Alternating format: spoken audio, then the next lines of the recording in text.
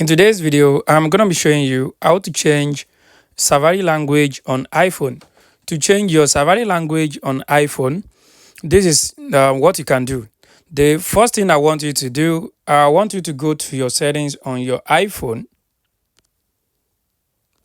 So once you get to your settings on your iPhone, I want you to scroll down and tap on General. So once you tap on General, it will bring up another page for you. Once it brings up this page, I want you to scroll down and tap on Language and Region. So let's tap on Language and Region. So once you tap on Language and Region, what I want you to do here is this. I want you to check the top side. You are going to see where they wrote Add Language in blue color. So I want you to tap on that Add Language. So once you tap on the Add Language, so what I want you to do on this page, you want to add the language you want. So for my case, I've already added French. So once you add the language, then go back, it will bring you to this page.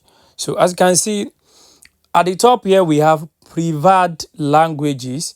I have two preferred languages. I have the English and I have French. So you can add as many languages as you want.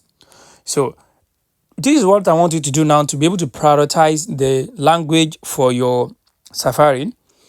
As you can see, the first one at the top is English. That means I'm prioritizing English for my Safari, but I don't want to use English. I want to change the language. So I will just change the English to French.